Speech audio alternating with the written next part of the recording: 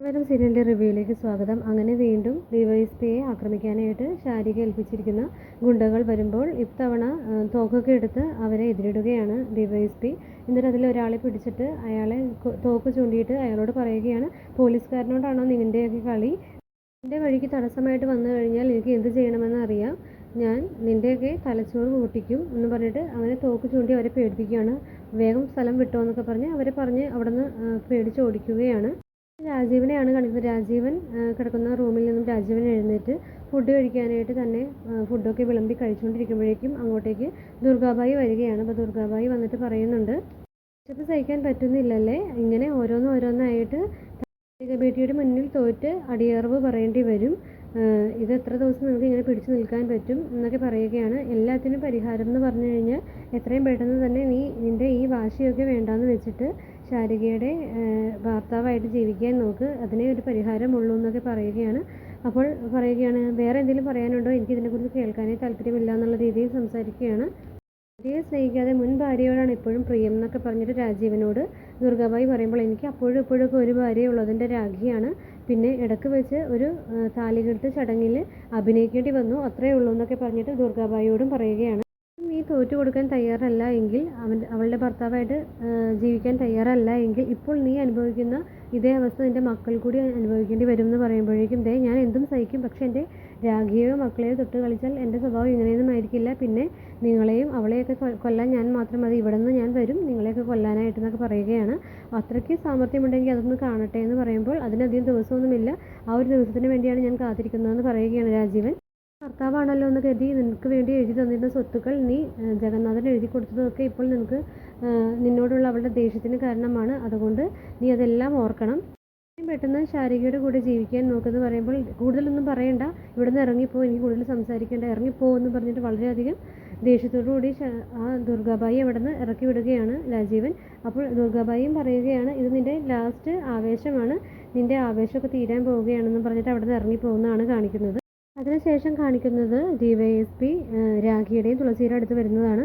അപ്പോൾ ഞാൻ അന്വേഷിച്ച് പോയിട്ട് ഇവിടെ സുൽത്താൻ പേട്ടിൽ എല്ലായിടത്തും തന്നെ ഞാൻ അന്വേഷിച്ചു, ഒട്ടുമിക്ക സ്ഥലത്തും അന്വേഷിച്ചിട്ടും ഒരു അറിവും കിട്ടിയില്ല എന്ന് പറയുകയാണ്. അത് മാത്രമല്ല, നല്ല രീതിയിൽ നാട്ടുകാരുടെ ഒരു പ്രകോപനവും തടസ്സവും ഒക്കെ ഉണ്ടെന്ന് പറയുമ്പോൾ, അവർക്കൊക്കെ എന്താണ് നമ്മളൊരു ആളെ അന്വേഷിച്ച് നടക്കുന്നതിന് എന്തിനാണ് അവർ ഇത്രയധികം വിഷമിക്കുന്നത് എന്തിനാണെന്നൊക്കെ രാഖി ചോദിക്കുമ്പോൾ ഡിവൈഎസ്പി പറയുകയാണ്, എനിക്ക് സംശയമുണ്ട്, അത് ഈ നാട്ടുകാർ തന്നെയാണോ അതോ ഗുണ്ടകളാണോ ശാരിക ഏൽപ്പിച്ചിരിക്കുന്ന ആളുകളാണോ എന്നൊക്കെ ഡൗട്ട് ഉണ്ടെന്ന് പറയുമ്പോൾ തുളസിയും പറയുകയാണ്, അത് നിങ്ങൾക്ക് ഈ നാട്ടുകാരെക്കുറിച്ച് അറിയാഞ്ഞിട്ടാണ്. അവർ ഒരു സംശയം എന്തെങ്കിലും തോന്നിക്കഴിഞ്ഞാൽ ഈ നാട്ടുകാരെല്ലാം പുറത്തുനിന്ന് വരുന്നവരോട് ഭയങ്കര ഒരു സംശയബുദ്ധിയോടു കൂടിയാണ് പെരുമാറാറുള്ളത്, ആദ്യകാലങ്ങളിൽ ഞങ്ങളും ഇത് അനുഭവിച്ചതാണെന്നൊക്കെ പറയുകയാണ്.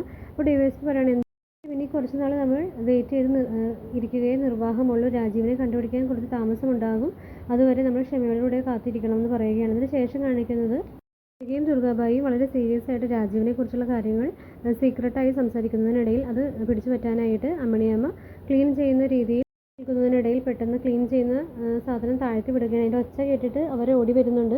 ദുർഗാബായി ചോദിക്കുന്നു, നിങ്ങൾക്ക് ഇവിടെ എന്താ പണി, ഞങ്ങളിവിടെ സംസാരിക്കുന്നത് ശ്രദ്ധിക്കുകയായിരുന്നു, ഒരു കാര്യം ചെയ്യും, നിങ്ങൾ ഇനി കുറച്ച് നേരത്തേക്ക് ഇവിടെ ക്ലീൻ ചെയ്യേണ്ട, വേറെ സ്ഥലത്ത് പോയി ക്ലീൻ ചെയ്യും, ഞങ്ങൾക്ക് കുറച്ച് കാര്യങ്ങൾ സീരിയസ് ആയിട്ട് സംസാരിക്കാനാണ് ഇവിടെ നിൽക്കേണ്ടതെന്ന് പറഞ്ഞ് ഇവിടെ നിന്ന് വിടുകയാണ്. അതിനുശേഷം രാഖിയെ വിളിച്ച് പറയുകയാണ്, ഞാനിവിടെ എല്ലാ മുക്കും മൂലയും മുറികളും മറ്റുമെല്ലാം അന്വേഷിക്കാൻ പോവുകയാണ് മോളെ.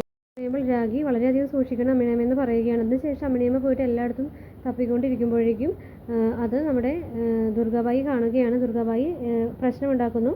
എന്നിട്ട് ശാരികയെ വിളിച്ച് പറയും, ഇവർ ഇവിടെ വന്നിരിക്കുന്നത് എന്തോ ഉദ്ദേശത്തോടുകൂടിയാണ്, ഇവർ കക്കാൻ വേണ്ടി വന്നതാണെന്ന് തോന്നുന്നു എന്നൊക്കെ പറയുമ്പോൾ, അങ്ങനെ പറയില്ല, ഞാൻ ഒരിക്കലും അങ്ങനെയൊന്നും ചെയ്യില്ല, മോൾക്ക് എന്നെ അറിയില്ല എന്നൊക്കെ പറഞ്ഞ് തൽക്കാലത്തേക്ക് തടിയപ്പുകയാണ് അമ്മിണിയമ്മ.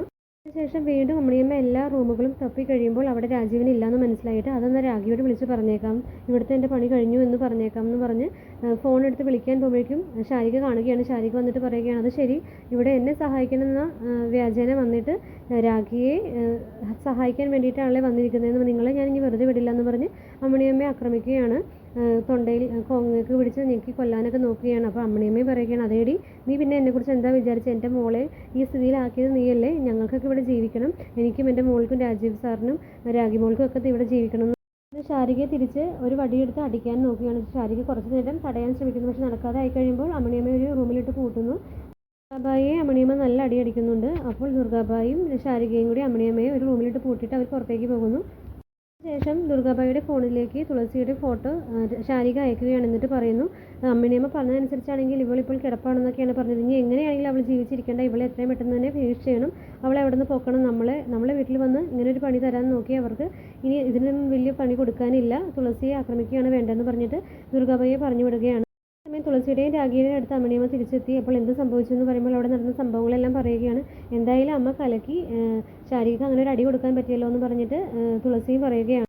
തുളസി മുഖമൊക്കെ മൂടി ആരും അറിയാത്ത രീതിയിൽ പുറത്ത് നടന്നു പോകുമ്പോൾ പോലീസ് വേഷമണിഞ്ഞ് ദുർഗാബായി അവിടെ എത്തുന്നു. എന്നിട്ട് പോലീസ് എന്ന വ്യാജേനെ അവളെ അറസ്റ്റ് ചെയ്യാൻ നോക്കുകയാണ്. അപ്പോൾ അമ്മയെ അന്വേഷിക്കുന്നുണ്ട്. അപ്പോൾ അമ്മയും കൂട്ടിയിട്ട് ഞാൻ നേരിട്ട് പോലീസ് സ്റ്റേഷനിലേക്ക് വന്നേക്കാം, എന്താണ് ഇപ്പോൾ പ്രശ്നം എന്നൊക്കെ ചോദിക്കുമ്പോൾ നിങ്ങൾക്കെതിരെ പരാതി തന്നിട്ടുണ്ട്, നിങ്ങൾ ജോലി ചെയ്യുന്ന വീട്ടിലെ ആളുകൾ നിങ്ങൾ മിസ്സിംഗ് ആണെന്ന് പറഞ്ഞു, അതുകൊണ്ട് അതിൻ്റെ പേരിൽ അന്വേഷിക്കാൻ വന്ന ആളാണ്, വേഗം വണ്ടിയിൽ കയറുന്നു പറഞ്ഞിട്ട് തുളസിയെ പ്രയോഗിച്ച് ദുർഗാബായി പോലീസ് വേഷത്തിൽ അങ്ങനെ പിടിച്ചുകൊണ്ട് പോകുന്നത് കാണിച്ചിട്ടാണ് എപ്പിസോഡ് അവസാനിക്കുന്നത്. Okay, by.